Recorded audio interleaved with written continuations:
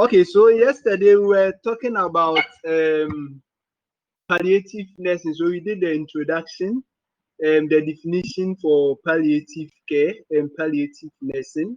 And then we talked about hospice care, how it is different from palliative nursing, right? And then we talked about the goals and the aims of palliative care and then hospice care.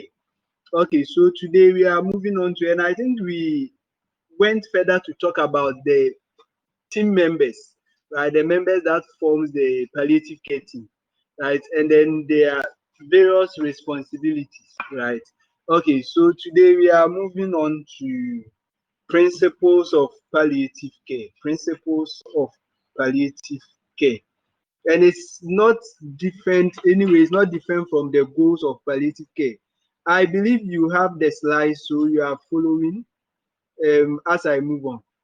Okay, so with the principles of palliative care, the first principle that we have on the slides is to communicate with sensitivity, empathy, compassion, support to the patient and the family, right? So it's a responsibility or one principle of the palliative care providers is to communicate one with sensitivity, right? So it means that you have to be sensitive to the needs of the patient or the sufferings that the patient is going through, right? And then you have to be empathetic. This word, one of you will explain, right? How is different from sympathy, right? And then we have to have compassion on them, right? So we have to be patient towards them because most of the time, the the reactions of the patient is because of what they are going through, right? So under normal circumstances, some of the patients will not behave the way they behave when they are admitted at the hospital or when their relatives are admitted. So that is what we have to know so that we will be patient towards them, and then however their reaction, we'll be able to accept it, and then we take good care of them. And then finally, to support the patient and the family. So that is the first principle: to communicate with sensitivity, to show empathy, to show compassion, and then to support the patient and the family. How do we show empathy? Right? How do we show empathy as nurses? Yeah, can any one of you help us? How is empathy different from sympathy?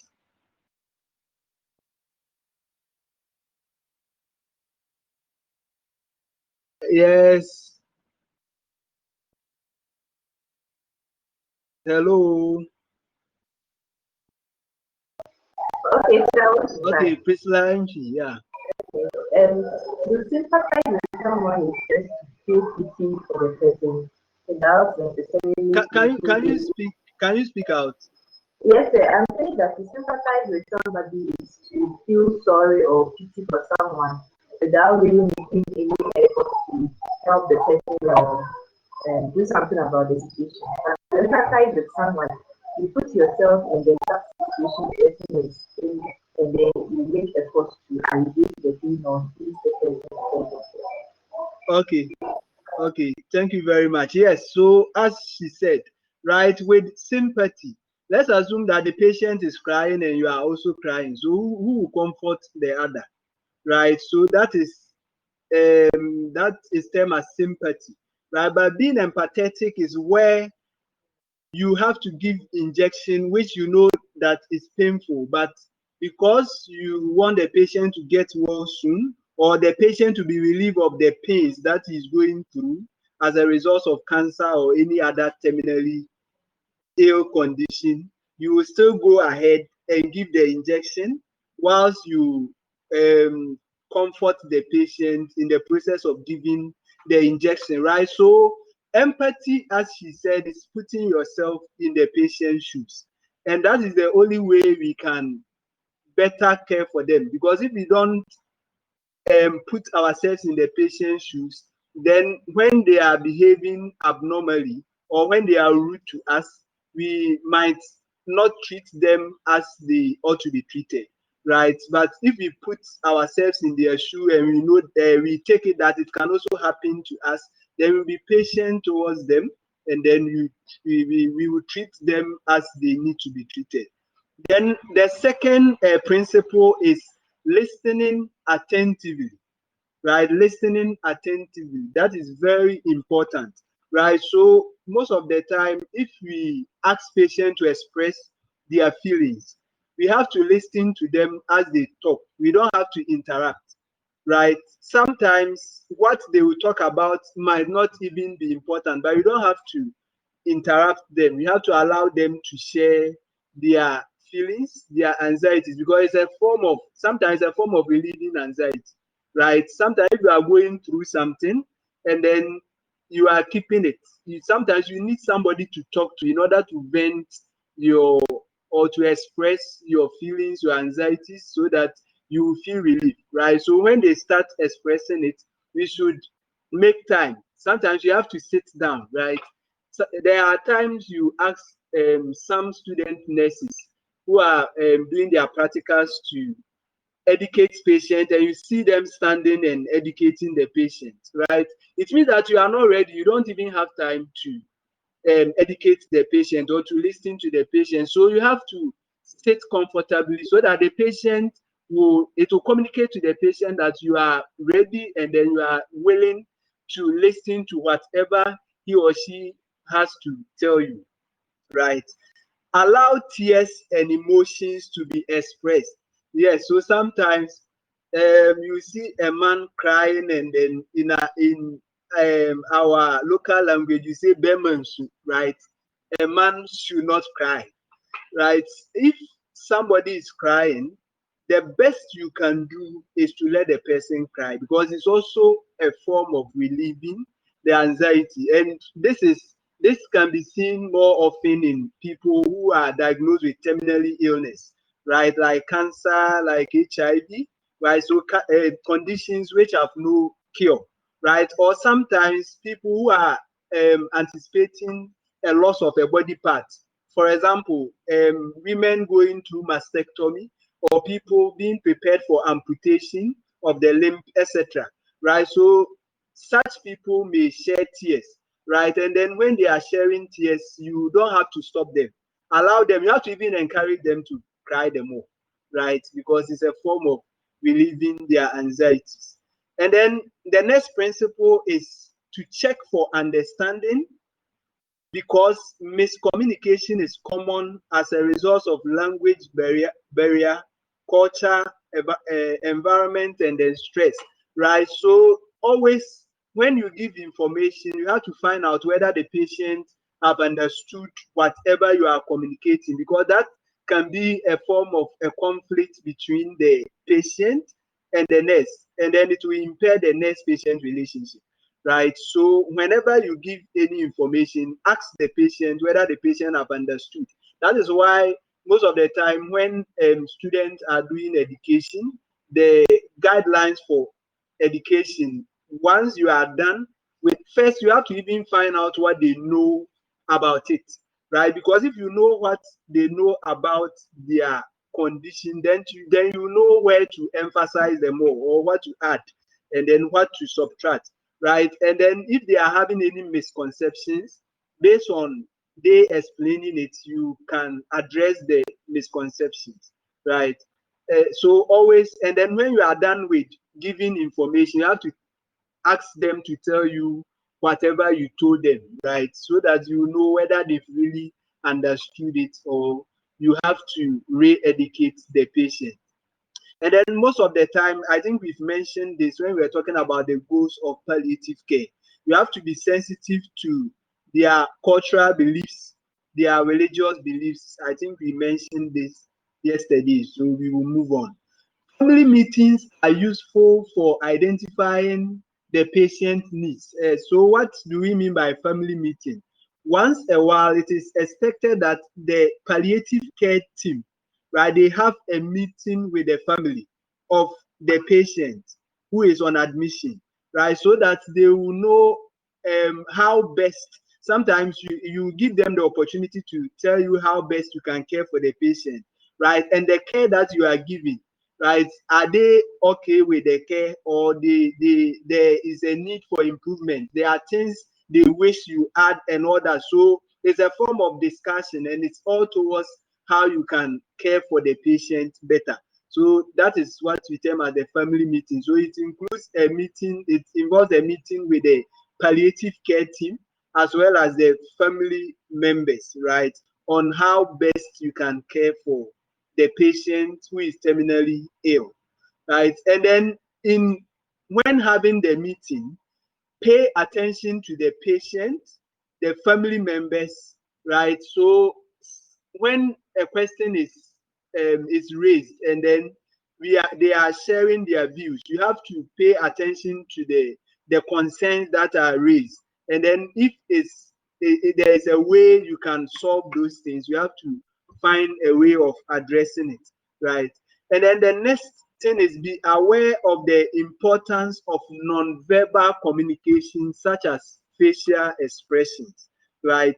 So you are going to educate the patient, and then you went there and the patient is moody, right? The patient is having a sad face or putting up a moody face, and then all of a sudden, because you want to educate, you go ahead with your education without finding out what is actually wrong with the patient, and that is what we are talking about, right? So as a palliative care nurse, you have to be sensitive to the non-verbal communication of the patient, right? So if you get there and then patient is having is not having a cheerful facial expression, you can find out what is wrong with the patient, and if possible, you have to address the concerns before you even start giving the information or the care that you were going to give, right?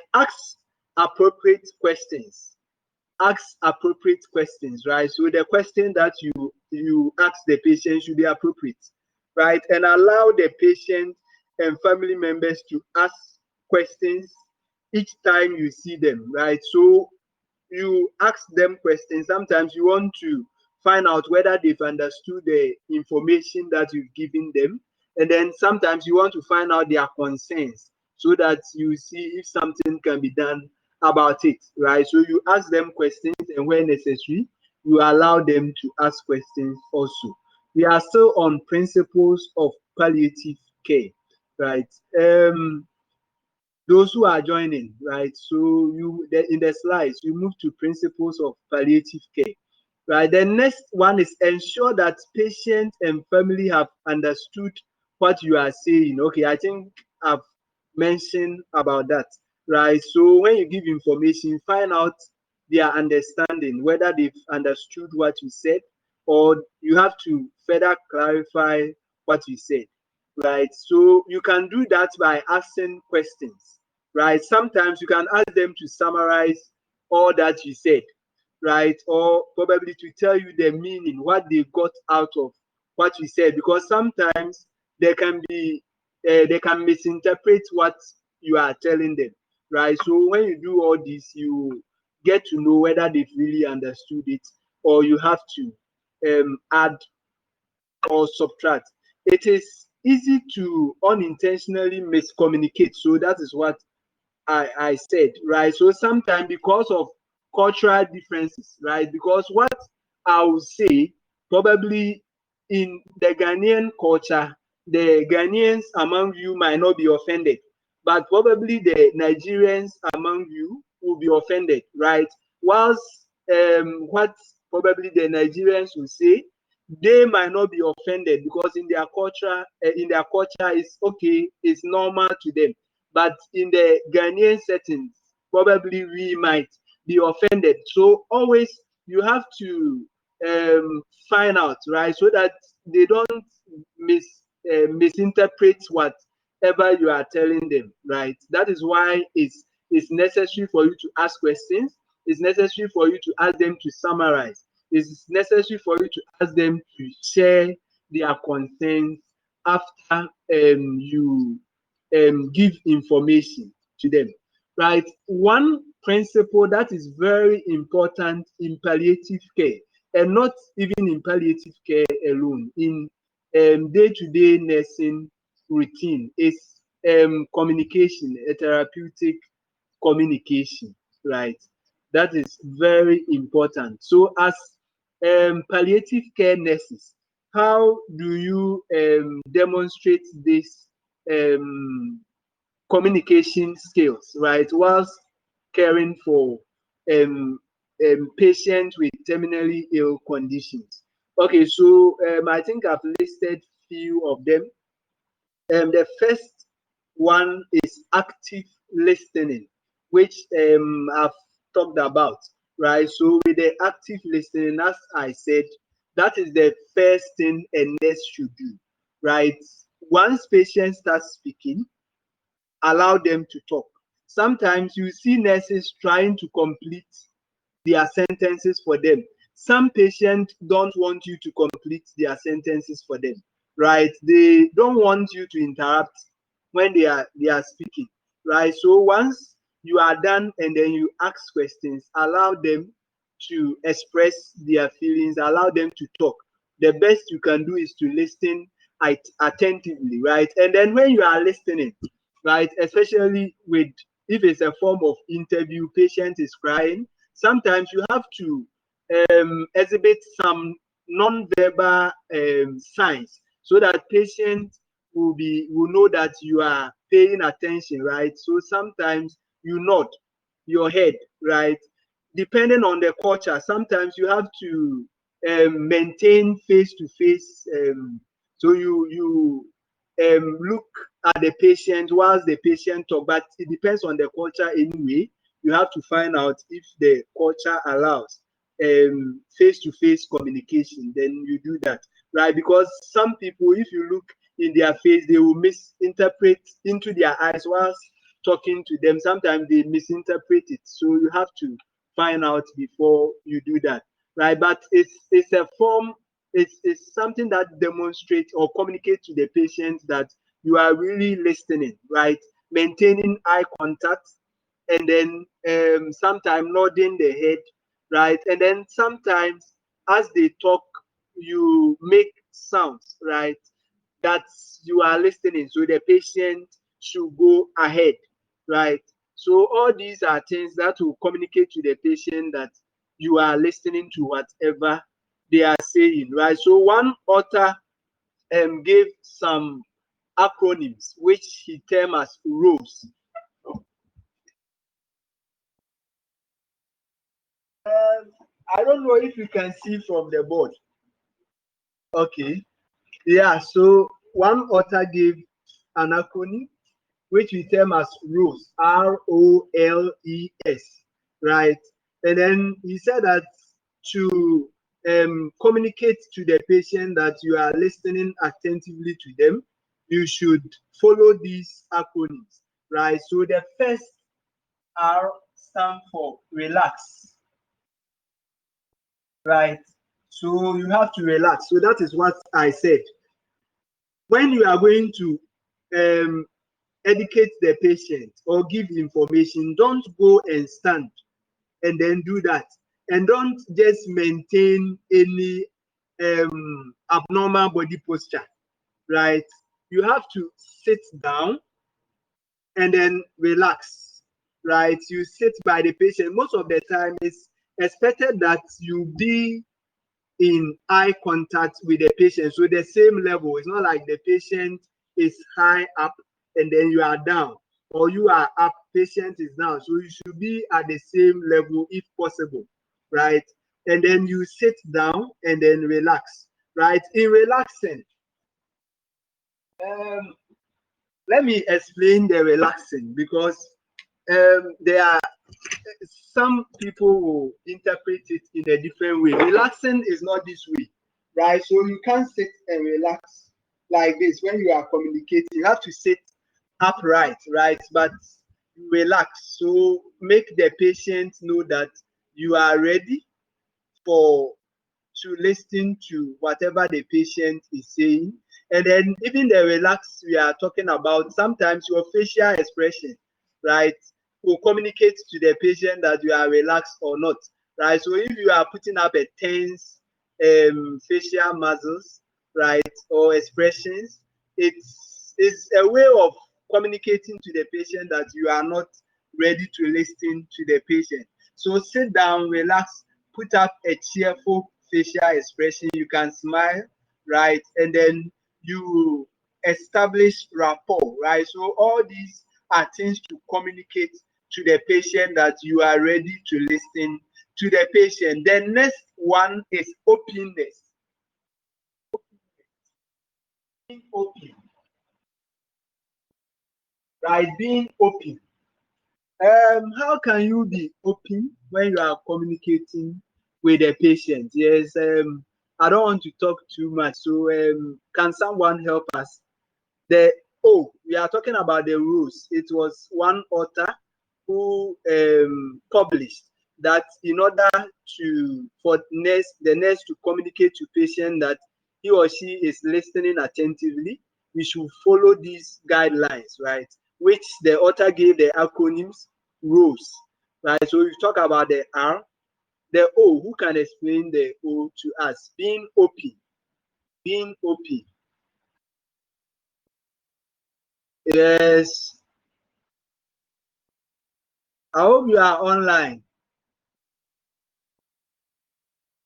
Yes, please. Hello. Yeah, John Benson. Yeah. Being openness means that you should not be judgmental. You Okay, accept whatever the client has to say or the family has to say okay, by by not quickly stopping them, allowing them to express their views okay, and taking their views into consideration. okay. All Yeah, right. thank you very much. Okay, any other? Yes, any Hello. other? Yes, yes. Kayode Oladisi.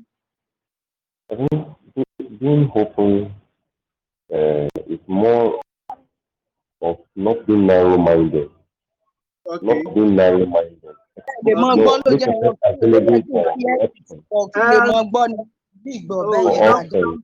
someone is online. So, Ajani, can you mute yours when he's done? Uh-huh. Kayode, you can go on. Yeah, being open, not being narrow-minded. Being open Okay. to alternatives, Yeah, whatever the options. patient. Good. Yeah, whatever the patient wants. Don't just say that it is just about you or what you think alone. Thank you. Okay. Okay. Thank you very much. Yeah. Any other? I think someone was online. Okay, yes, so that is what it means by being open minded, right? So you don't have to be judgmental, right? So patient is probably telling you how he or she engage in illicit. Patient who has been diagnosed of HIV, and then you wanted to find out what happened, right? Probably you wanted the patient to share his or her life experience, and then the patient is telling you the number of abortions and all that she did, right? And then you start, like, your facial expression alone will tell the patient or will communicate to the patient that you are not like, it will help it will let the patient hide some of the information, because the patient will know that you are being judgmental, right?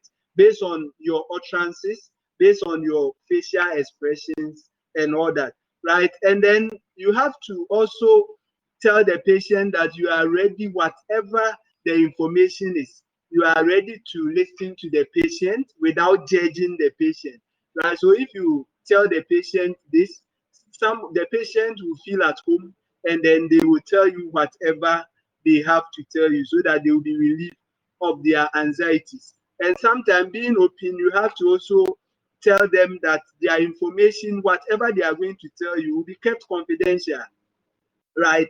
So let them know that whatever they have to tell you, you understand them, and then you are going to keep whatever information they tell you confidential, right? So this will make them open, and then also tell you, so they will talk to you as their friend or their family member, right? So they will not hide any information from you, and this can also help us to care for the patient better, right? And then, as I said, you don't have to, as you are relaxing, you have to lean forward when communicating with the patient. And then you have to maintain eye contact. But I said it varies from culture to culture. And then you have to sit near the patient, right? So the gap should not be too wide because you don't want to shout, right? Some patients will not be comfortable when you are shouting, right? So you sit comfortably near the patient so that whatever you are communicating to the patient can get it without you shouting or without the patient asking you to speak louder because of the distance between you and the patient, right? Okay, so that is the rules, right? So we talk about relaxing, being open-minded, leaning forward. The E is eye contact, and then the last one, which is S, is sit near or comfortably, right? Sit comfortably near the patient. Okay, so we are still moving on with communication skills in palliative care. So the first one, we said you listen attentively to the patient, right? The second communication skill, check for understanding through summarizing, right, of the story, the patient's story, and all that. So as we've already said, you have to always find out whether the patient have understood the information you are giving them, right? So that they don't misinterpret whatever you are giving them. So I don't know if you started your research, right? Those doing qualitative analysis. Sometimes you conduct your interviews, you go to your room, and then you are transcribing, and what the patient is saying, you will see that the patient didn't really get the question that you asked, or the patient was not doing justice to the question that you asked. So sometimes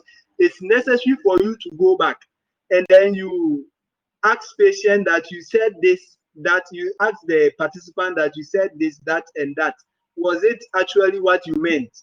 Right? So that they can clarify whatever they are saying to help you to get what they wanted to put across, right? So allow them to give a summary of what you said, and then so that if there are any misconceptions, you can be able to address it. Ask questions, right? Focus on questions that are purposeful to the patient and ask the care provider, right?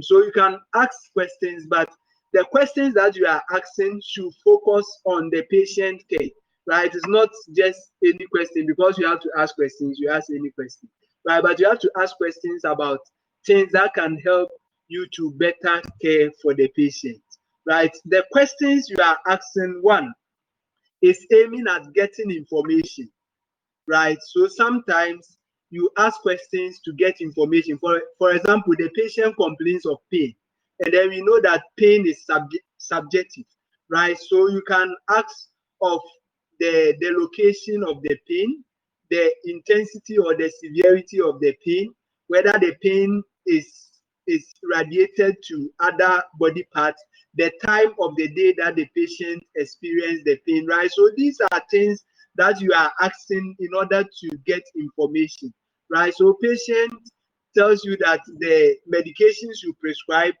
to treat the pain, when he or she started taking it, she started vomiting, right? So you have to find out the number of times the patient vomited, right? Whether it was after eating or before eating, right? So these are questions you use to get more information about what the patient is going through, right? And then questions are also asked in order to gain or to assess the knowledge of the patient. So I said earlier that before you start educating patients on any condition, always find out what they know about the condition, right? Because with a terminally ill condition like HIV, cancer, you can meet patients who have lived with it for about 8 years or more, right?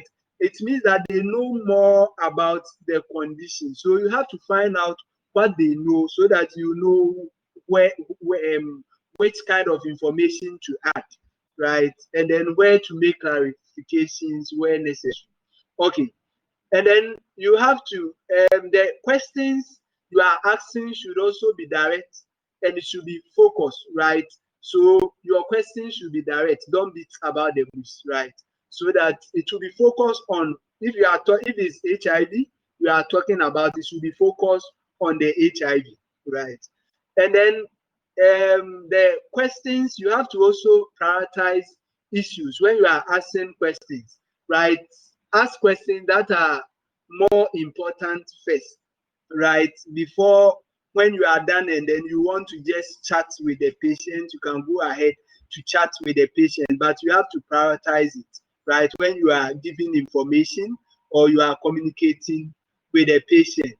And then the next thing is to set a space for the dialogue with the person seeking assistance, right? So set the pace for the dialogue. So sometimes you have to let the patient know that you are just coming to have a 30 minutes interaction with the patient, right? And then tell the patient what the interaction is about and why the need for you to have that interaction with the patient, the benefits that the patient will get from it, right? And show that the care provider is trying to understand the person and the problem better, right? So when you are communicating with the patient, let them know that you want to understand his or her condition better. So that is the main reason for communicating with the patient, right? So tell them that you just want to talk to them in order to better understand what they are going through, right? Because some of these things are more personal experiences, right? If they don't share it, you will not really know what actually they are going through with their conditions, right? So you may give all the medications, the pain medications that are prescribed and all other medications, and then still patient will not be okay, right? Patient will not have that quality life that we are talking about because we don't really know what they are going through, right? So we have to know what they are going through, and then we have to address that, right? So that as we define palliative care as a totality of health, right? Talking about the body, the mind, the soul, or the psychological, the emotional, the physical, the spiritual, right? So you can focus on all these aspects in order for the patient to die a peaceful death, right? And then when you are asking questions, right? So we are still talking about skills of communication, right? When caring for terminally ill patients.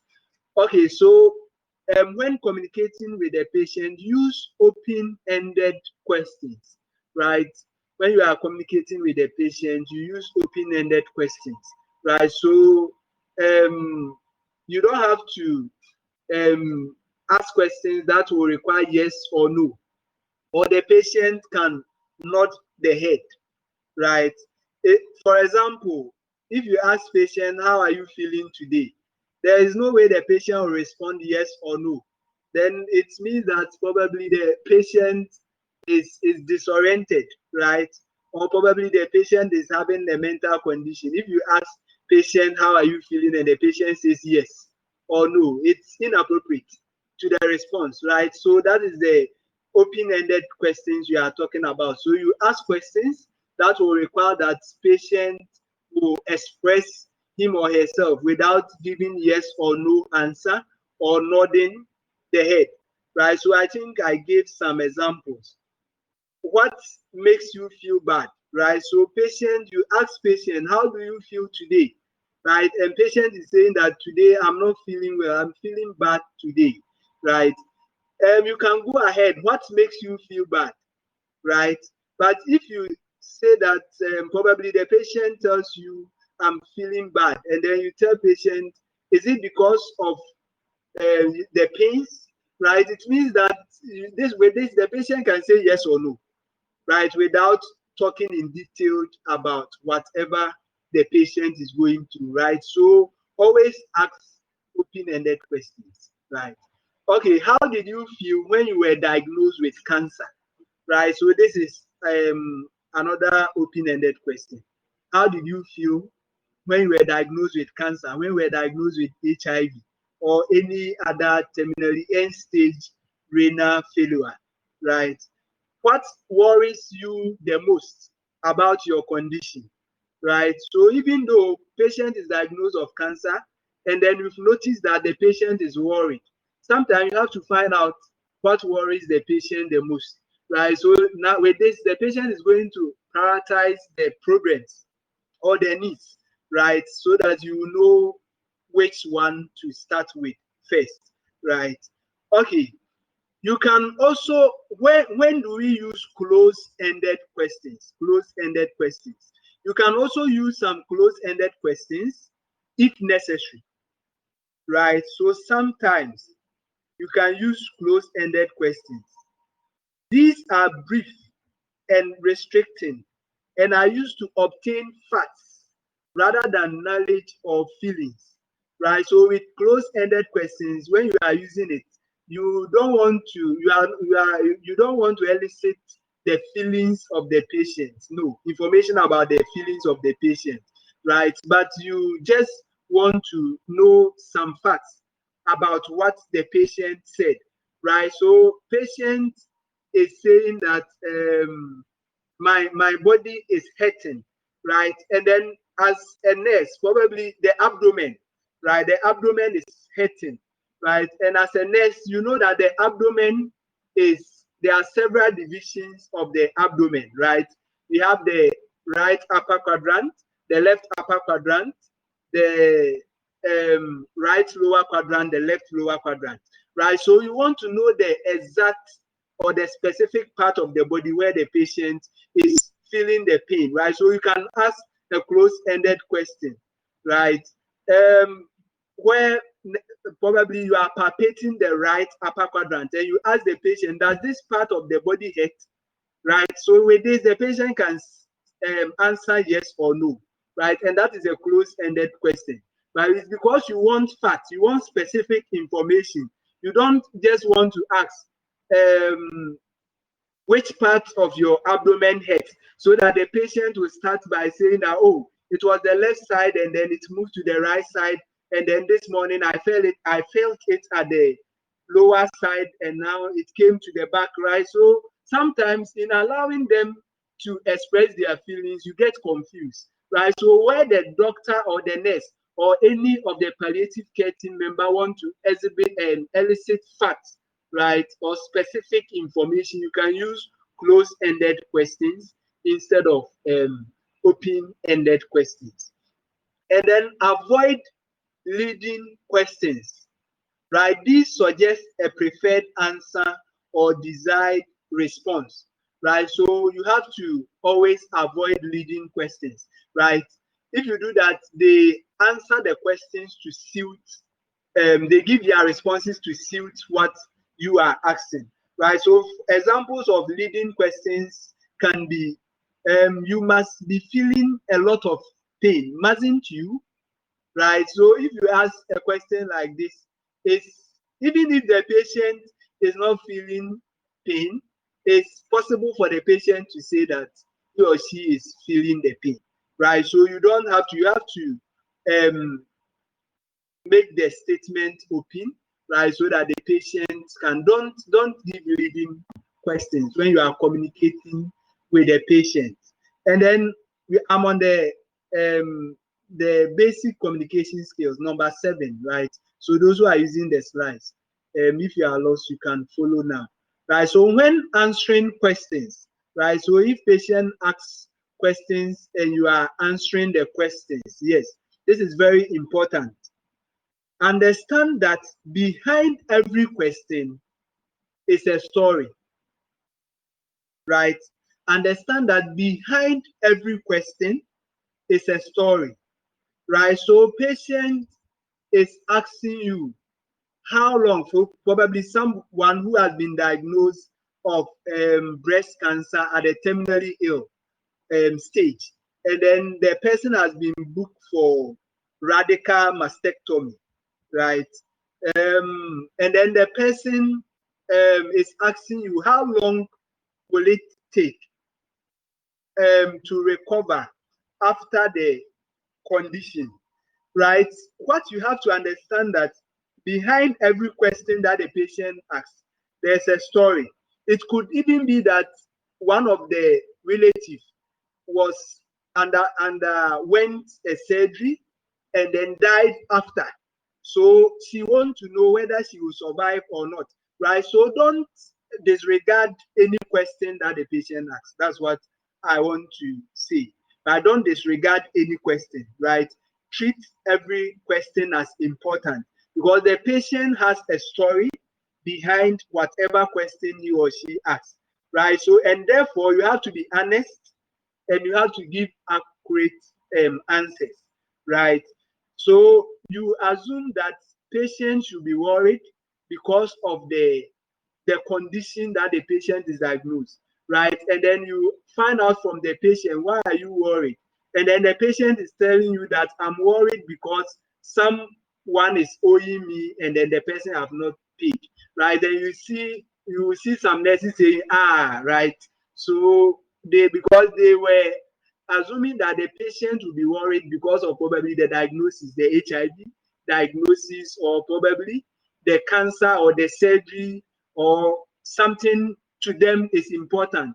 But to the patient, that is not more important to them, right? So whatever question they ask, understand that behind it, there is a story. And then you have to be honest, and then you have to give accurate information as possible, right? And then give correct information, right? Give correct information, right? So if patient has less years to live, don't tell the patient that, oh, you can with the surgery, you can live more than 10 years. If you don't know the information, don't give. You only give information that you know. If not, you refer the patient to the appropriate team member who can give that information, right? So sometimes there are cases where a patient will ask the nurse, right? Sometimes even some minor conditions. Oh, the doctor said I have peptic ulcer. Can you please explain to me? Then the nurse will say, go and ask the doctor. Everything, go and ask the doctor, right? Yes, so, but I think that is the best response if you don't know, right? But that doesn't mean we should not read. We should read why, so that we can let our patients know that we also know about their condition, right? So that we can be able to give correct or accurate information on the condition that the patient is suffering from, right? And then provide clear and simple information, right? So you go to the patient and then you tell the patient that, oh, the doctor has prescribed morphine for you. So first, with the morphine, you've confused the patient, right? And then this morphine is going to relieve the pains that you are experiencing. You are going to take this morphine PRN, right? You are confusing the patient because the patient will not understand what the morphine is, right? You have to explain what the morphine is, what it is used for, how the patient will take it, and then you are saying the patient will take it PRN, right? You are confusing the patient. Instead of you to say that you will take it whenever you feel the pains or where necessary, right? So whenever you feel the pains, inform me, and then these medications will be given, right? So it's what we are saying is that you should be clear with the information you are giving, and then the information should be simple to the level of the patient, right? That is why you have to establish good therapeutic relationship with the patient so that you will know the educational status of the patient, right? The socio-economic status, so that you know that if the patient had never schooled before, you even have to calm down, right? So that the patient will understand whatever information you are giving, right? Check for understanding and misunderstanding. We've talked about this over and over. Respect and then reinforce important information, right? So if you think that some of the information is more important than the other, reinforce on the one that is important. And always respect the patient. I want us to discuss this. How do we respect or show respect to the patient when we are communicating with the patient? How do we show respect? Yes, I think I'm talking too much. So, how do we show respect to the patient when we are communicating with the patient? Yes, who is online? I hope Hello? it's not left.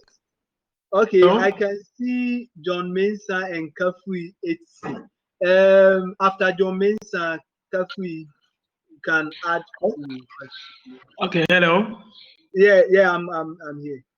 Yeah, one way of showing respect to the patient during communication is that you adapt the correct posture when you're speaking to the patient Okay, based on the patient cultural background. okay, You also allow patient to ask questions and ask for clarification. okay, Then you give them time also to decode whatever message you're giving to them for them to give you feedback. okay, So I think that's one of the ways we can respect them during communication. okay. Respect their Thank you. views. You use correct posture when you're talking to them, and you speak on a normal tone as well. Okay, Check your tone when you're speaking to them. And okay, your okay, thank you very much. okay. Thank you very much. So let's assume that I'm talking to you all the time and I'm using my left hand, right? So that will communicate disrespect. So as he said, right, your posture, the way you communicate to them, the words you use, right? So, for example, you say that the HIV patient at the right corner, right? So, all these are things that communicate to the patient that you are not showing respect, right? So, no matter what, it can be a child, but we have to still respect them, right? Even if it's a child and then you are older than them, you have to respect them, right? You have to show respect. Okay, the next topic is a very important topic, and I want us to discuss this topic, right? So someone came online, Etsy. Let's assume that you are caring for a patient, right? A dying patient at a terminally ill, and then all of a sudden the patient started having dyspnea, right? And then the patient suddenly ceased breath, right? The patient was not breathing anymore. You check the pulse was absent. You started your CPR, and then the patient did not respond. For after 30 minutes, there was no response, right? How are you going to break the news to the family members? Let's discuss. I don't want to see the things in the slides, right? Let's discuss. Let's make it more practical. How are you going to break the news to the patient? Or let's assume that the patient you are caring for under your care, right, is does not know that he or she is having HIV, right, or cancer, right? And then you are to break the news to the patient, right? So all these are ways of breaking bad news. So let's try to tackle it from the two aspects. One, breaking a bad news, or the bad news is someone who has lost a relative, right? So breaking the news to the family relatives, or the relatives or the family, and then breaking a news of a medical diagnosis to a patient. So let's take them one after the other, right? So who can help us? How do we break? What are the steps to follow to break that news to them? Let's make it more practical. Yes.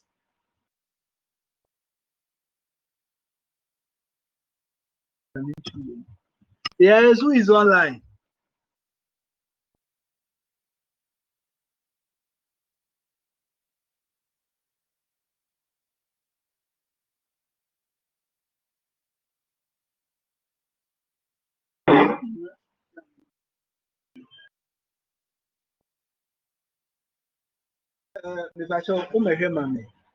Boss, bɛhwɛ ma me na menhu m'anim deɛ menhu m'anim deɛ.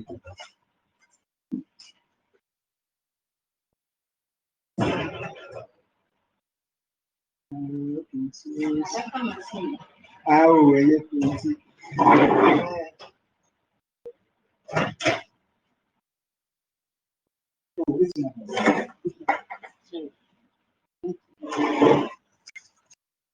Okay.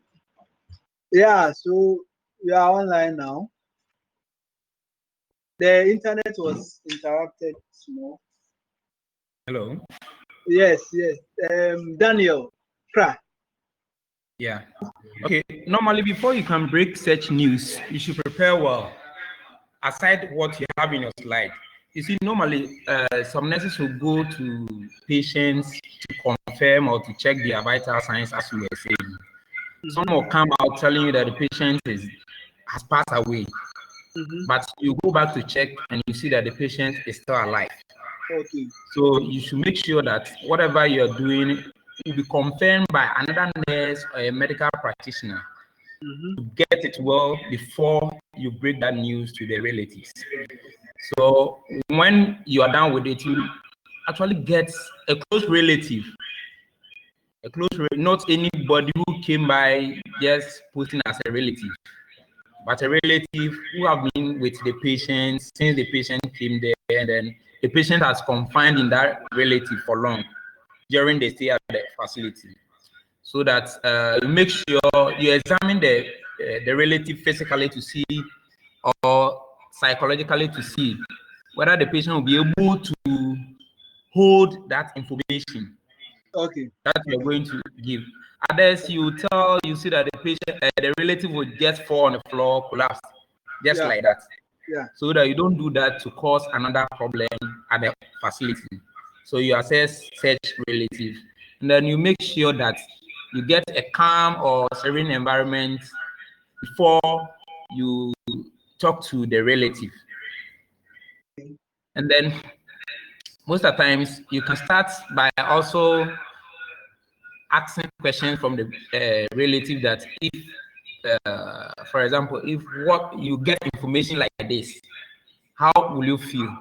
You just come along with a scenario, just to examine the relative before you, that the relative can actually hold the information when the news is given to the relative. Okay. Yeah, thank you very much. Any other? Any other?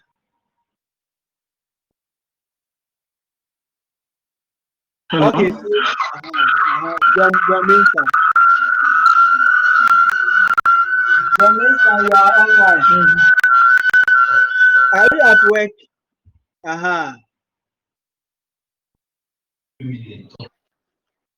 Hello?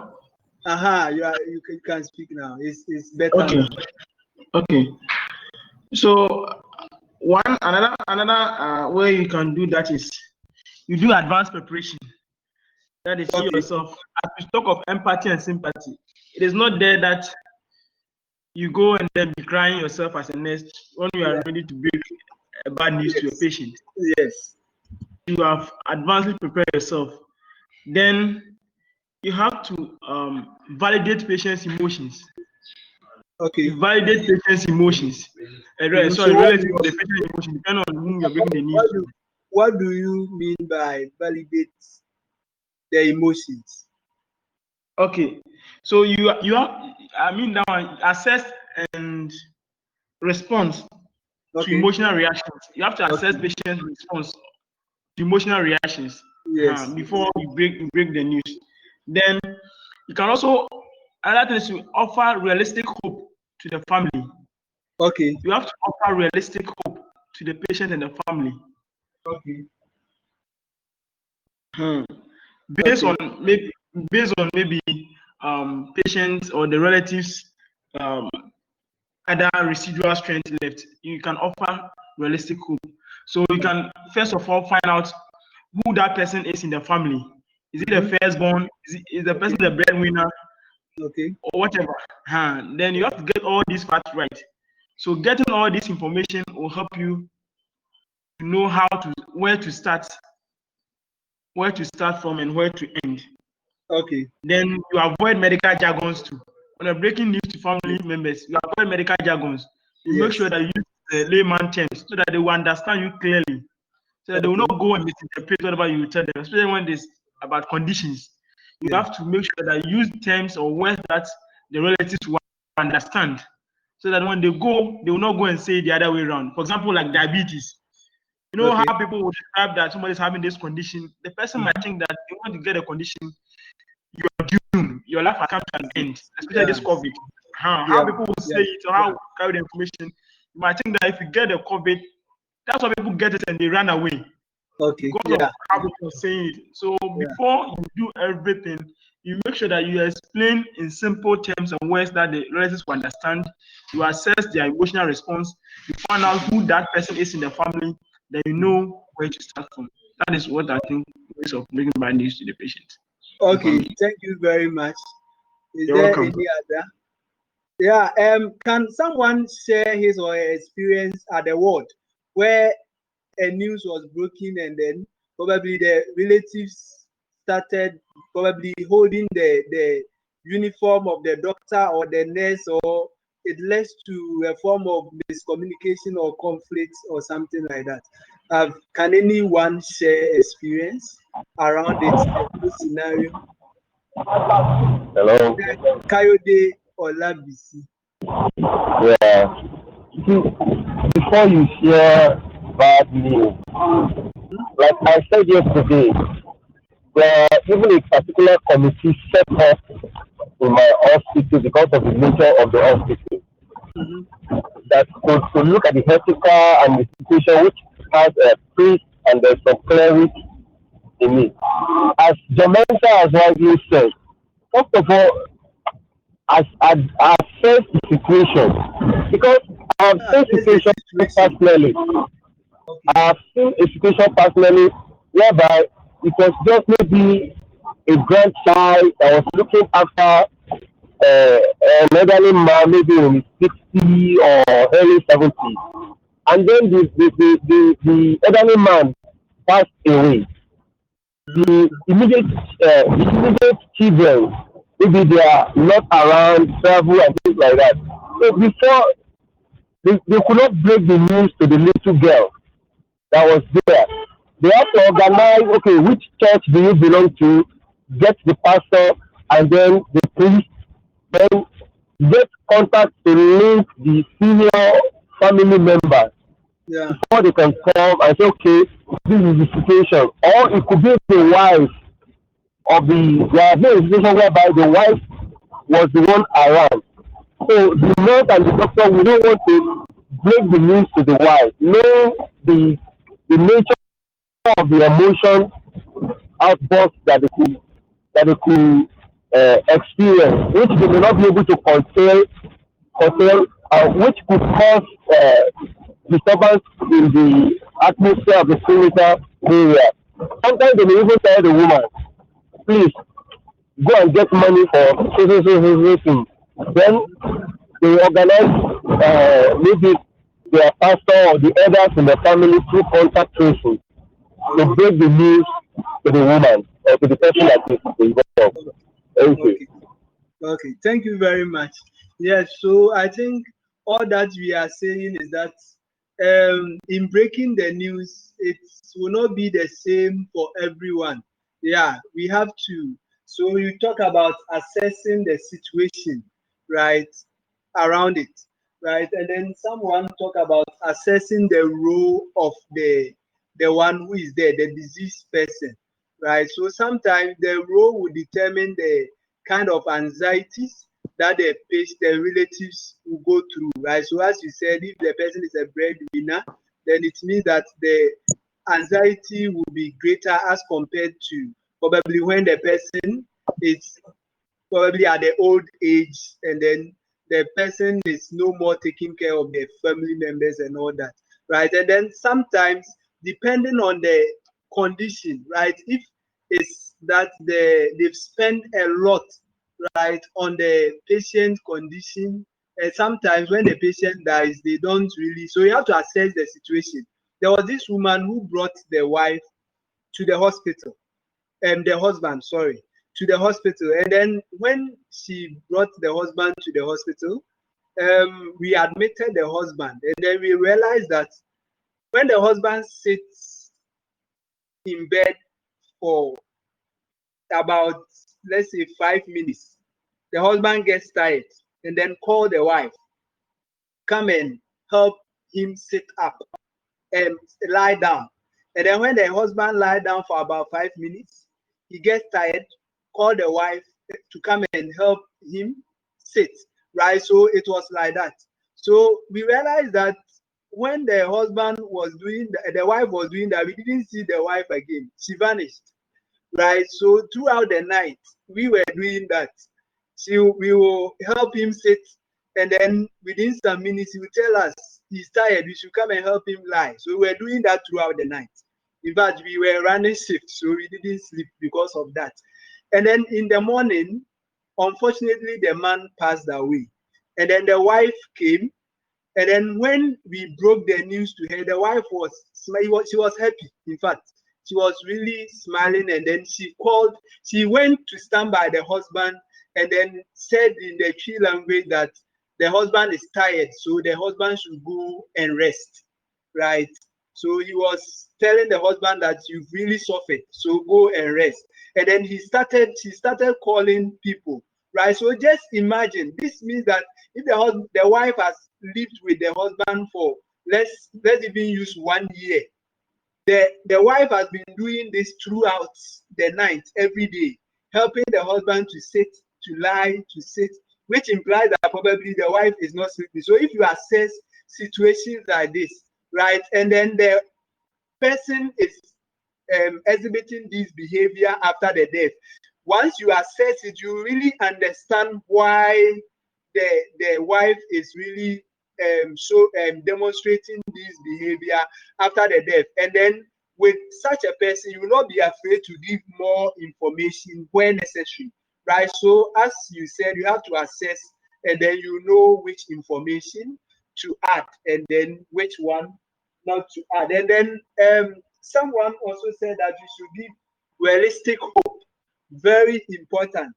Sometimes most nurses and doctors, we don't really give them the correct information. We don't give them realistic hopes, right? So we give them high hopes, right? Everything is well. The patient will get better. Instead of telling them what is actually going on, probably we are doing our best, but the condition is getting worse. Let them know, right? So that if the relative dies, they will accepting it will not be difficult as compared to when you are giving them high hopes and then all of a sudden you are coming to tell them that they have lost their relative. It will be very difficult to accept because that was not the information they were getting from you. So it's very important to give realistic hope, right? And then someone also talked about a calm environment, which is very important. So in the slides, I talk about maintaining privacy, right? So make sure that we don't have people around, right, to eavesdrop, right? So the environment, the patient, you take the patient to a private environment or a private room, right? Sometimes you can even use a screen, right? So that people will not see you as you communicate with the patient. So a calm environment and privacy and all that. Make sure the environment is comfortable, right? Probably there is lighting, right? There is enough air and all that. So make the patient, the relative or the patient comfortable, right? When breaking a news, right? So these are things that you do to make sure that the environment is comfortable. And then sometimes what I've realized is that most of the time, if a patient pass away, the news is broken to all the family members, right? And then if you don't take care, one of them may collapse, as you said, right? Yes, because it's not everybody that can accept a bad news. So you have to find out from the patients that let them know that the news you are coming to break to them is not a good one. So who among them is willing to receive that information on behalf of the family, right? So sometimes when you tell them that, the women will say that, oh, then my husband is outside, or the abusiapeni, which is abusiapeni is who? Yes, who the Ghanaians, can you help us? We want the Nigerians to understand. Right, so the Abusiapending is outside, or the breadwinner of the family or whoever is outside. Abusiapending is the head of the family. The head of the family, okay. Yeah, the yes, family so, head. Okay, thank you very much. Yes, so probably someone will say that, oh, then the head of the family is outside, right? So he is in the position to receive this information. So let's go and call him, right? So find out from them if they are ready to receive that information, and then who is ready for that information on behalf to receive that information on behalf of the relatives. But most of the time, once you tell them this, sometimes they try to presume what is happening. So sometimes you see some of the women go outside and then will start crying, even though they've not really heard. Yeah, Victoria, do you want to say something? Okay. So some of the relatives will go outside and then they will start crying, whilst the one who they've chosen to receive the information will come in, right? So that is it. And then advanced preparation, right? That is what in the slide you see. The first step is to prepare well. Prepare well, right? What do we mean by preparing well? Let's assume that you are taken up and the patient passed away. It means that you don't even know anything about the patient. So you are not in the best position to break the news, right? You were just taken up and the patient passed away. You are not in the position to break the news, right? So let somebody who knows much information about the patient, right, to break the news. So probably someone who have cared for the patient 3 to 4 days or even more, right, to break the news, right? So that sometimes they will start by saying that, oh, we you know how long your relative has been on admission. You know the all the things that we've been doing. You are aware of all the things that we've been doing, all the various medications that we've been doing, the surgery that he or she underwent, right? And then the oxygen, the suctioning, right? So tell them the various things that they've seen you do, right?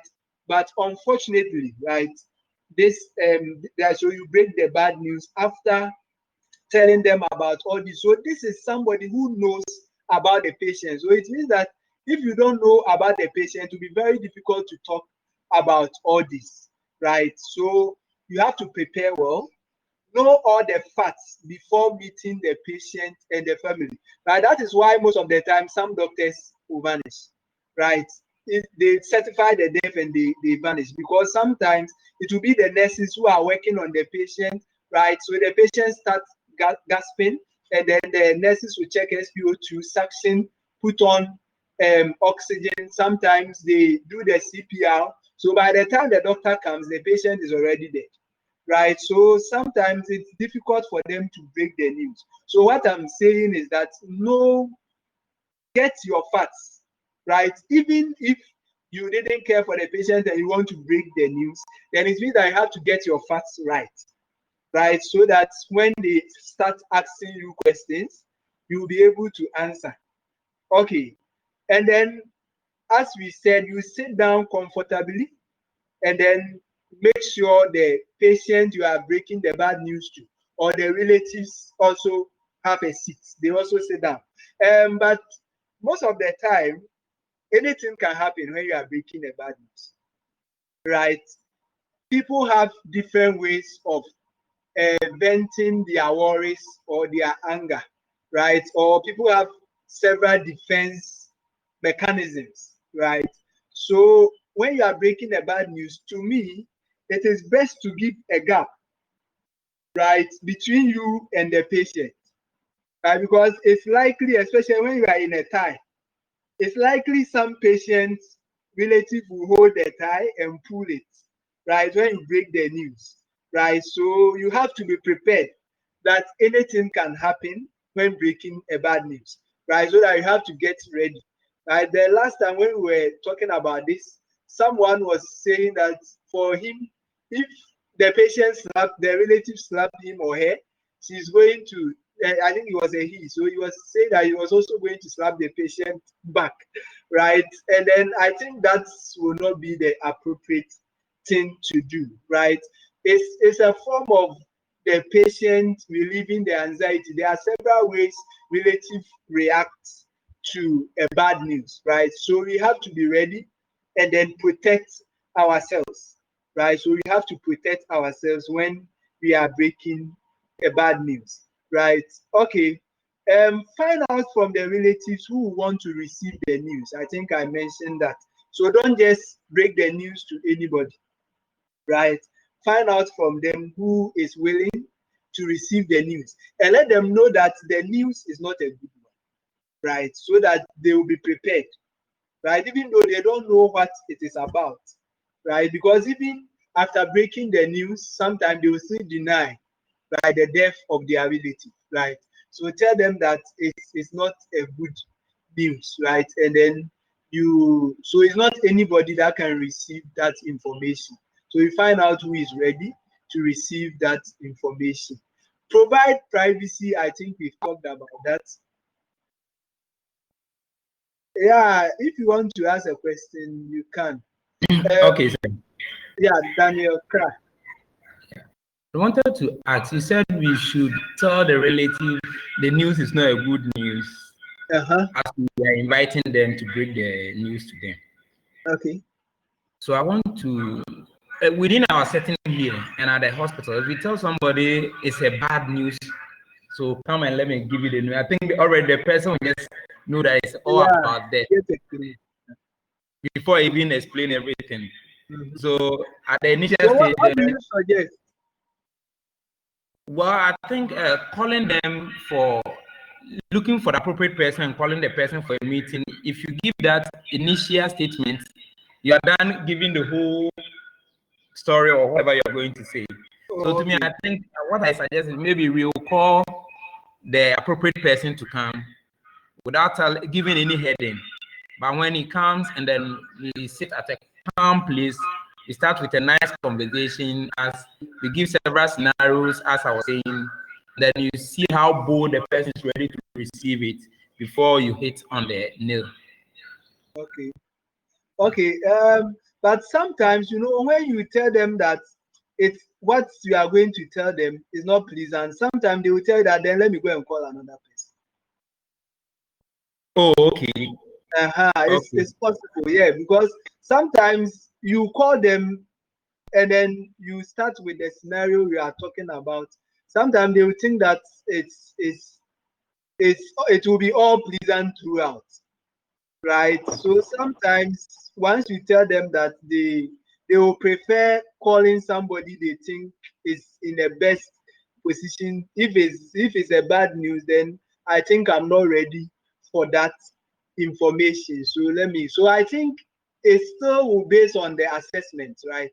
After you assess the scenario, and then you will know whether to tell them that or probably not to tell them that. Okay, thank you very much. Kayode, are you? All right. So another thing. Yeah. Another Hello. I Okay. think Okay. That's it. That's go on. Let that go. two people are online, so one of you can mute, and then when the other is done. Okay. Sir. What I wanted to say, let's take it that, like you give a first scenario where the disease has the wife at the hospital with him. Yeah. In this case, maybe when the patient passed on, the wife was by the bedside before inviting nurses to come and check. So all along as they are checking, the wife is peeping through a window or getting other means to see whatever you're doing. And at a point in time, she saw you, and the nurses also saw her looking at them. Then the face of the husband was covered with a sheet. You still need to break this news because already she knows what has happened. Before you talk to her, she has already called home that the face has been covered. So now everything is gone. Yeah. So if you look at the next point in the slide, review how much the patient already knows by asking for a summary of events, right? So with that, you can find out what the patient knows about the relative, right? The whole situation, right?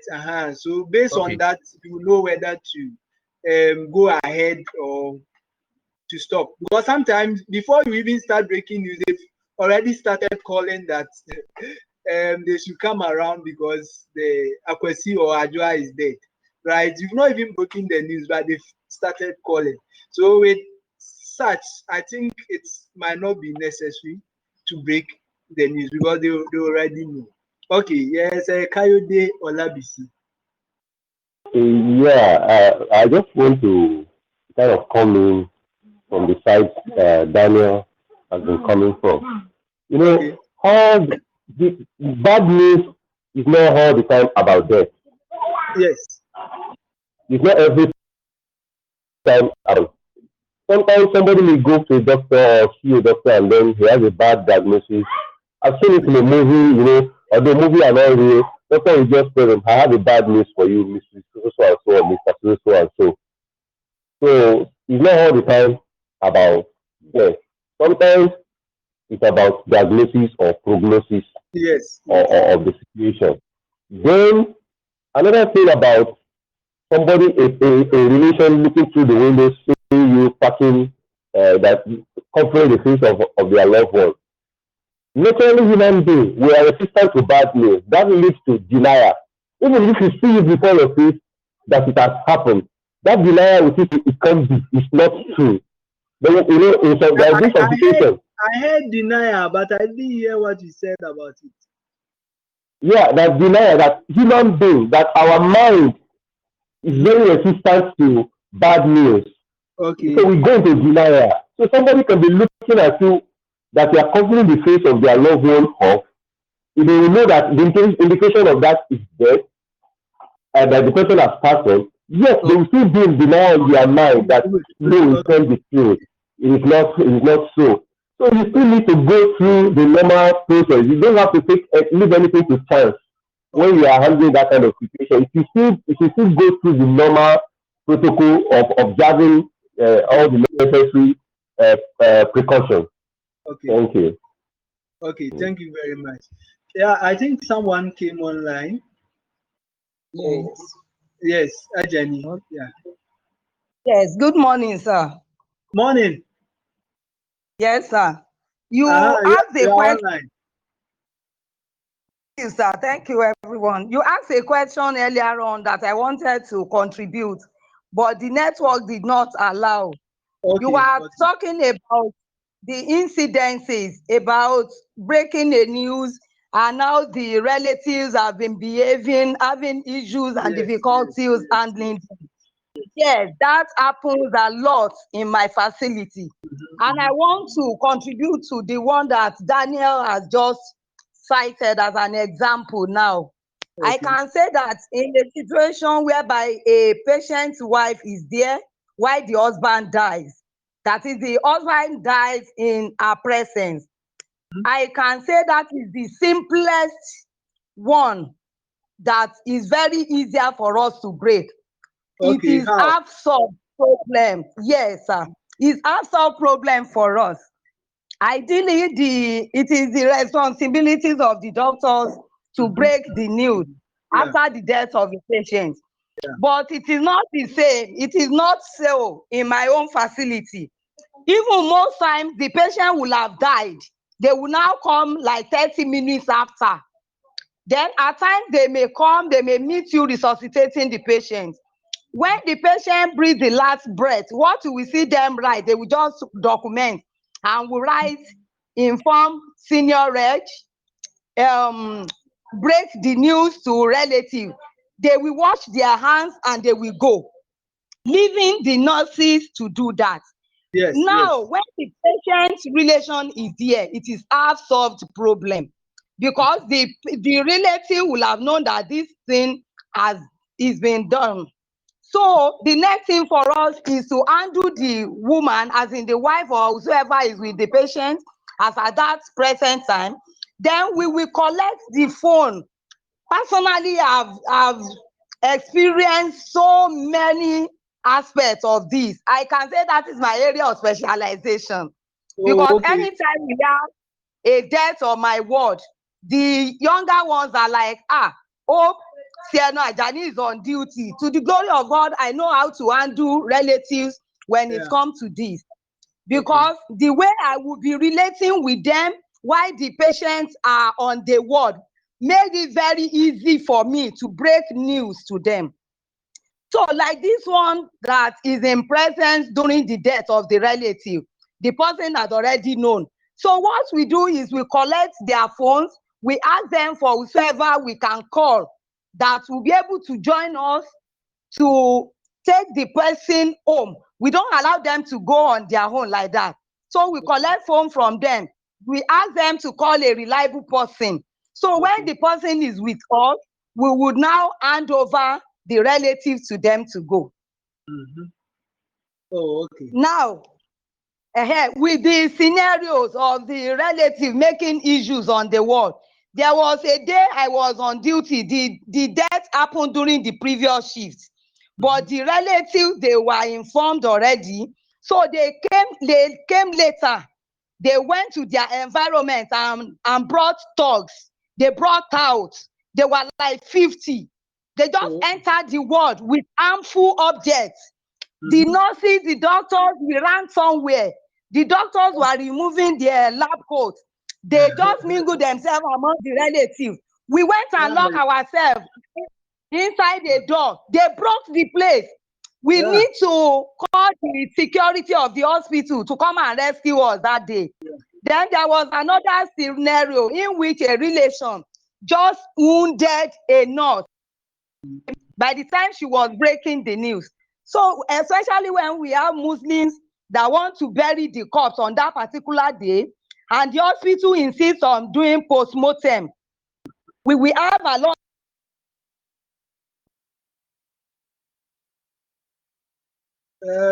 You are offline. Okay. Yes, so there are several scenarios like that, right? And then so when you are online, you can continue. Yeah. Sometimes you have to also share your experience if you have. If you don't have, don't go and conjure, right? For example, if you are breaking a news to someone who have lost their mother, you can start by saying that probably you were 20 years when you lost your mother and all that, but still how you've been able to make it up to where you are now and all that. So you can share your experience, right? So that the patient will know that it's not just by saying that I feel your pain, but you've really gone through what they are experiencing.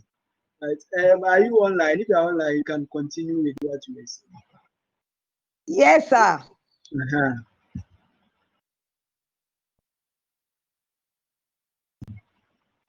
Okay. Yes, so I'll continue. When you come online, I'll give you the opportunity to continue with it. So review how much the patient already knows. That is what we talked about by asking for summary of events, right? So we are going to diagnose, the patient has been diagnosed of HIV. It's the first time, and then you happen to break the news, right? So sometimes you have to find out how much the patient know, right? So you can ask the patient, are you aware of that you have any chronic condition? It may surprise you that the patient will tell you that, oh, I was diagnosed of HIV 5 years ago, and then I probably is not in the records, but the patient knows the status, right? So sometimes you find out how much the patient knows, right? So that you know where to start from, you know which information to give, right? So you can ask, can you bring me up to date on your illness and how things are now, right? So that they can tell you, right, if they are suspecting. Sometimes you hear some patients say that I've been sick for a while, about 2 years ago, and I've been moving from one hospital to the other, but to no avail, right? I pray it is not HIV, because if it's HIV, I'm going to kill myself, right? So if a patient says something like this, you have to be very careful, right, before he starts breaking the news, right? So it means that you have to put, yeah, yes. Uh-huh. Yes, are you online or you are having issues with the net? Okay, yes, so you have to really assess the situation as we said earlier, right? Before you start breaking the bad news. Check that is the next point. Check that the patient or family wants more information and how much more, right? Don't be like um, some of us when we are conducting interviews, right? And probably you are conducting interview on infertility. And then when you start the interview, patient start crying. And because you want your information to go and do your work, you have a time allocated. You still want to ask your questions while patient is crying. That is wickedness, right? So check that the patient or family wants more information. Right? So as you are giving the information, you start from the one that will cause less anxiety, and then you move gradually, right? So if you are moving on and you think that the patient is not ready for that information that you want to break, you have to end. But if you know that, if you realize that patient wants more, you find out how much more the patient wants before you go ahead. So you can say, we have more results now, right? So probably you've done full blood count, and then you've told the patient the results of the full blood count. You've done radar test, probably you've done CT scan, all these, the patient knows the results, right? And then now you've done HIV test, and then you are yet to break the news, right? So you can tell the patient that we have more results now, right? So where am I? Yes. So we have more results now. Would you like me to give you an update of what you know? Are you okay? Yes. So with this, the patient or the relative would tell you to either go ahead, or sometimes you see them crying, right? So that you know that they are not in the right mood at that moment to receive the information. So it means that you have to hold on and then continue later, or whoever is in the family that is ready to receive that information. Okay, so you can also continue by saying that I'll go step by step, and then you can stop me whenever you want, right? So you tell patient that you are going to move step by step as you give the information. But if the patient thinks that the information you are giving is causing emotional trauma, the patient can stop you along the line as you move on, right? Indicate that the information to be given is serious. You can say, I'm afraid it looks rather serious, right? The information I'm coming to give you look rather serious. And then allow a pause. So when you say that, pause, and then let the patient respond to it, so that you will know whether to give the information, whether to give more information, whether to postpone it, or even how to prepare, so that the patient does not attack you or the relative does not attack you after you break the news. Next, you encourage expression of feelings, right? So you allow patients to express or relatives to express feelings, right? So you can ask them to tell you to express their feelings about the whole situation, right? The relative, their family member who was admitted, how much they spent on the family member and all that. So in expressing their feelings, sometimes they will tell you that they've really suffered, right? They even wish he or she has died, right? Because they've suffered, or they've spent all their monies, right? They've even sold their properties, right? So if they are telling you things like this, then it means that accepting it will not be as difficult as somebody who is saying that this is my only daughter. There's no way I want to lose him or her, right? There's no way I want to lose her. Or this is my only son, right? There's no way I want to lose him now, because there's nobody to inherit me. right? So if somebody is saying something like this, then it means that accepting the bad news will be very difficult, right? So you have to allow them to express their feelings around the whole situation. Give more information if requested, right? But it should be systematic and in simple language. Give more information if requested systematically and then in simple language. Listen to concerns, ask questions. You can say, what are your main concerns at this moment? Right? What are your main concerns at this moment?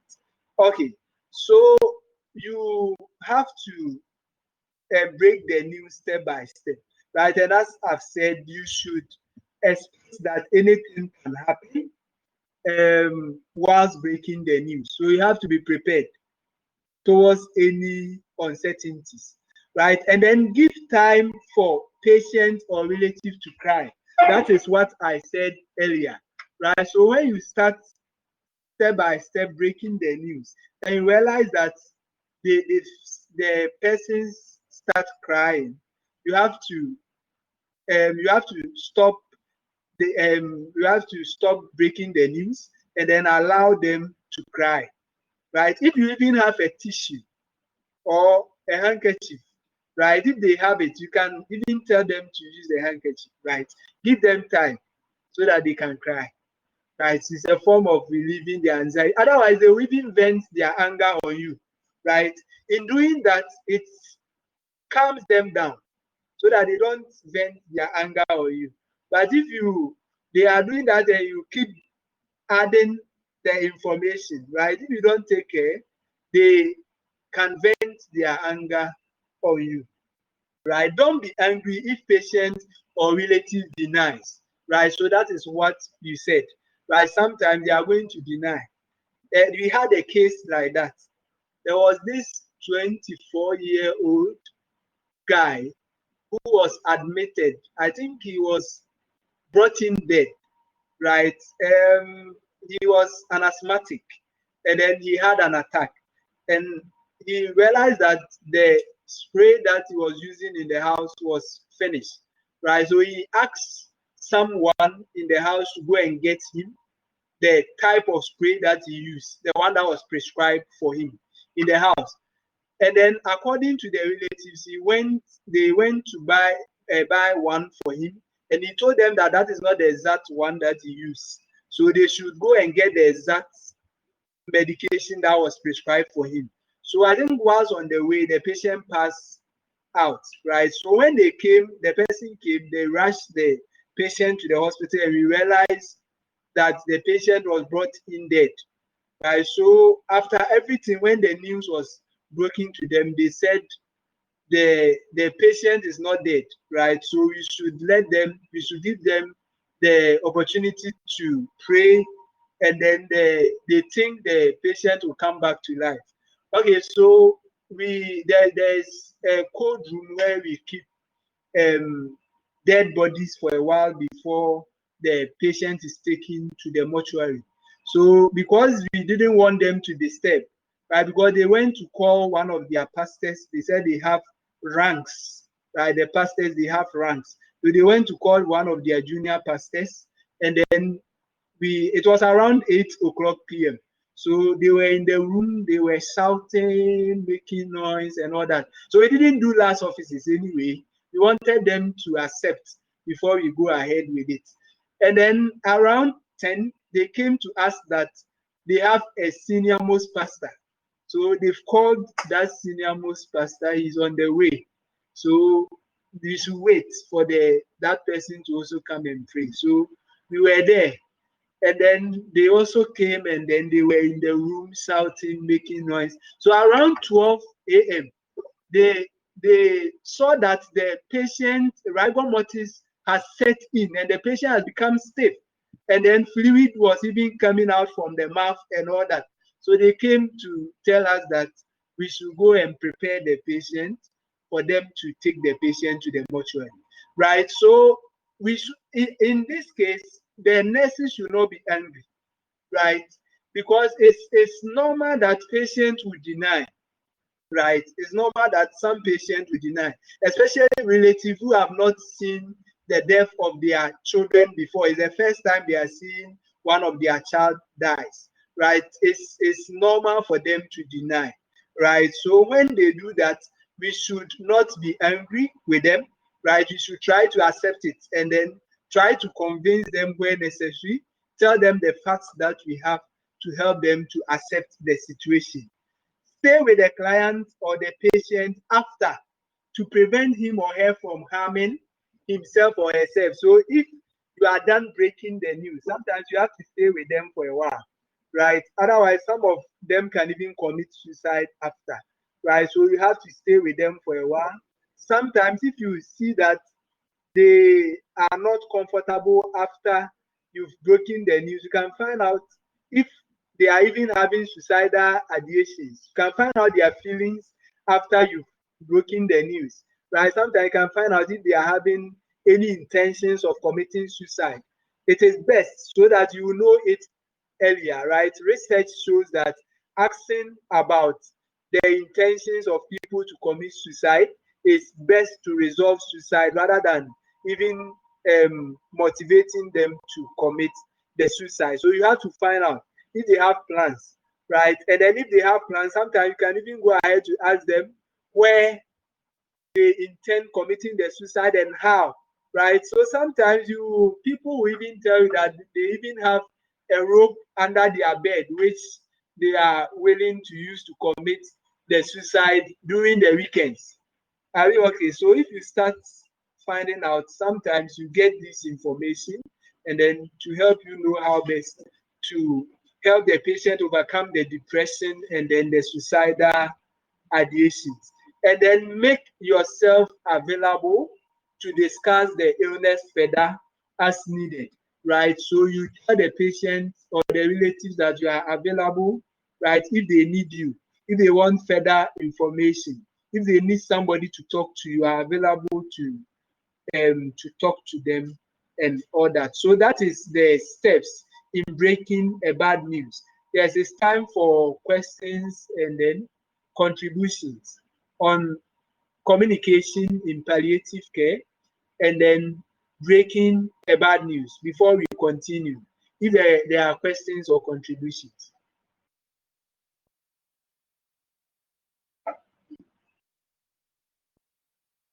Yeah, 11. Say 11:30. Okay. But I think the time is up to 11:30. Yes, is there anyone online or you've all left? Faustina, okay. Okay. Hello, sir. I just Yes. want to do a contribution. Okay, so Faustina is online. Yeah, so when she's done, then So the little I want to add is sometimes some of we nurses, when a patient loses a relative and then we inform them and then they want to go to the dead body, like you see some of the nurses preventing them from doing that. I think it is not fair. Let's allow them. The person is already dead. yeah, There is no way the person is coming or going to come back to life. So we should just allow them. It's normal for them to go through that because I think the grieving process is part. yeah, And then they can also vent their anger on us. yeah, Let us just bear with them because it is not easy. But as time goes on, they will come out of that situation. yeah. Thank you. Yeah, thank you very much. So sometimes you see them lying on their body and all that. If it's not that the condition is contagious, like uh, coronavirus, where when the person the person dies, they don't even let the relatives come in contact, right? And then the condition is cancer or any condition. Sometimes they want to lie on their body and all that. It's a form of relieving their anxieties. You should allow that. Okay. Thank you very much. Yes, any other? Any other? Yes, and sometimes when you are going to break the news, you should assess yourself well before you go and break the news. For example, someone has lost the mother or the father, and then you also lost your mother or your father not long ago, right? And you are still grieving, right? So if you don't assess yourself and then try to console yourself first, you might be breaking the news and you yourself might be crying, right? So sometimes you have to assess. Okay, Ajani, you are online. Yes, thank you, sir. You are I welcome. want to share my experience about relatives denial. Okay. Yes, sir. There was a day I was on unit. So in medical wards, they had a corpse on one ward. So they called me as the unit matron that they were having challenges on their ward, that they had a death, and the relatives did not accept that the husband has died. That the Okay. woman said, hello, sir, are you with Yeah, me? I'm listening. I'm listening. Oh. That the wife said the husband should not be done last orifice for. And if they don't do it, there is no how I'm going to write my report. There's no how I will report when I get downstairs later in the day. So I have to go to that ward. On getting there, it happened to be my church member. Oh, okay. So when she saw me, I greeted her. Then she was like, look at your nurses. They are telling me that my husband is dead, but my husband that is praying, my husband that is doing this. I said, my auntie, relax, all shall be well. So when I saw a level of denial, I have to leave the ward. I went outside to call our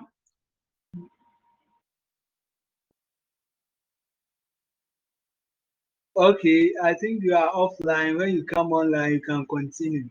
Any other contribution? Yeah, Jenny, you can go ahead if you are online. sir. Uh-huh. I Yes, am. Can you hear me? yes, I'm hearing you. Yes, I have to call our district pastor to organize for pastors to come and take her away from the hospital premises before we were able to do the last orifice. So on getting home, when the pastors organized for the husband burial, the woman denied them. Okay. Are you hearing, sir? Yes, yes, yes. She denied them. I went to her house to greet. Despite the fact that she knows me, she told the person that was sitting with her to tell all of us that she is having fasting and prayer. During that period, the church was on fasting and prayer for 1 month. She said she was having fasting and prayer. Okay. So she did not attend to any one of us. Forcefully, I guess the church did the burial, but she was still on that denial even after the burial. In such a situation, a psychiatrist has to intervene. I am just asking because, hello, sir. Yeah, the psychologist, yes. Yes, and psychiatrist. Yeah. So what I'm now saying is, because initially I didn't go again, because if I go there, she will not allow anybody to see her. So I told the pastor that it's better.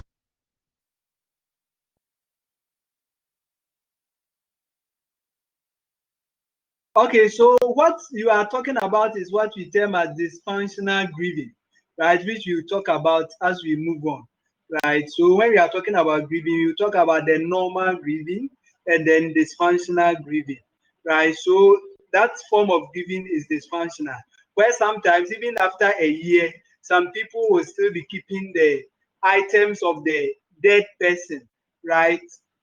Because they still have not fully accepted that the person is dead, so they will still be keeping the items for the person. But unless probably it's their culture that when someone dies, you don't have to give the items out or discard the items or whatever, right?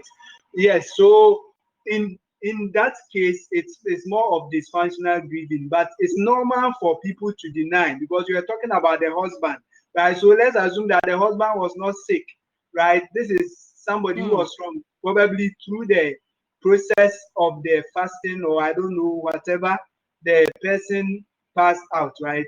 So most of the time it's difficult to accept, right? One, they are denying because they don't want to accept the fact that they don't have anybody they are going to stay with. One, they don't want to accept the fact that they don't have anybody to take care of them again, right? So when thinking about all these scenarios, they start denying, right, which is normal. But if it's prolonged, then it becomes dysfunctional. Okay. Yeah, so you can continue if you are online. Yeah. Yeah, you are online, Ajay. Ajay, you are online. Don't mute your microphone. Okay. So any other question or contribution? We are ending at 11:30. We still have like 12 minutes more or 30 minutes. So if there are any questions or contributions, you are free to bring it out before the time is up. Yes, and then those who were not present, yes, you are online. Yeah, hello, sir. Yeah, well, you are online. Hello. You are Okay. online. Yeah, I think from my experience and from my relationship with people that work in the palliative center, like people that work in hospices, and see, I realized that to work in those places, you won't actually need to be a kind of extraordinary person to master your emotion and your personality. Yeah. They used to use a term like you must have fire in your belly or something like that to be able to do what they do in palliative care, because it's a kind of distressing and depressing situation. If care is not taking you yourself that you are working there, if you don't have the fire in your belly like those people usually say, you can become the situation can overrun you, and then you can become depressed yourself. That's my own little contribution, sir.